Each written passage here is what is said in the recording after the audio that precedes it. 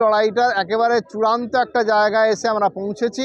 চূড়ান্ত জায়গায় এই কারণে বলছি যে 5ই ফেব্রুয়ারি যেখানে রাজ্য বাজেট পেশ হতে চলেছে, এই রাজ্য বাজেটে যদি আমরা দেখি যে এআইসিপিআই অনুযায়ী 40% বকেয়া ডিএ এই দাবি পূরণ করা হলো না, কিংবা সপ্তম পে কমিশনের গঠনের মতো একটা পদক্ষেপ নেওয়া হলো না, তাহলে আমাদেরকে আরও বৃহত্তর আন্দোলনের দিকে যেতে হবে। এবং একসঙ্গে আমরা এটাও চাই যে সমস্ত শূন্য পদ, এই শূন্য পদগুলিতে যাতে স্বচ্ছভাবে দুর্নীতিমুক্তভাবে নিয়োগ করা হয়, এবং যেটি সাধারণ বেকার যুবক যুবতী, শিক্ষিত বেকার যুবক যুবতী, তাদের কাছে এটা একটা আশার আলো বয়ে আনতে পারে। এবং একই সঙ্গে বিভিন্ন সরকারি দপ্তরে, স্কুলে, মাদ্রাসায়, সমস্ত জায়গায় আমরা দেখতে পাই যে অস্থায়ী কর্মচারী যেখানে নিযুক্ত আছেন বা চুক্তিভিত্তিক কর্মচারী নিযুক্ত আছেন, para teacher, vocational teacher, ICT, SSK, MSK, এই যে টিচাররা নিযুক্ত আছেন তাদেরকে স্থায়ীকরণ করতে হবে, অর্থাৎ নিয়মিতকরণ করতে হবে, এবং তাদের জন্য একটি সুস্পষ্ট বেতন কাঠামো গঠন করতে হবে।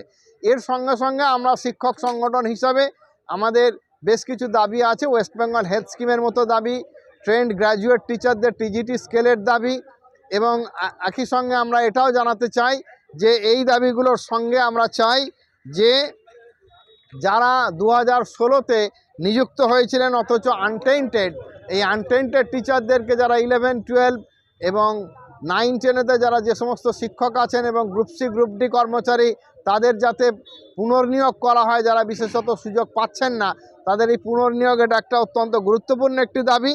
এবং একই সঙ্গে আমরা ক্যাশ অর্থাৎ কেরিয়ার অ্যাডভান্সমেন্ট স্কিম 8-16-24 বছর ইনক্রিমেন্টের দাবি, এটা আমরা রাখছি।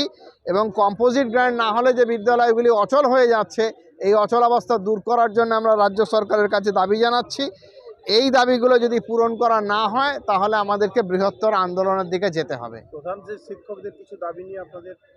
প্রধান শিক্ষকদেরকে বঞ্চিত রাখা হয়েছে। যেখানেতে উচ্চ মাধ্যমিক স্কুলগুলোতে যে প্রধান শিক্ষকরা আছেন তারা আগে একটি করে ইনক্রিমেন্ট পেতেন, কিন্তু পরবর্তীকালে সেই ইনক্রিমেন্ট ফের তুলে নেওয়া হয়, এবং এখন কেবলমাত্র গ্রেড পেতে 200 টাকা বৃদ্ধি করা হয়।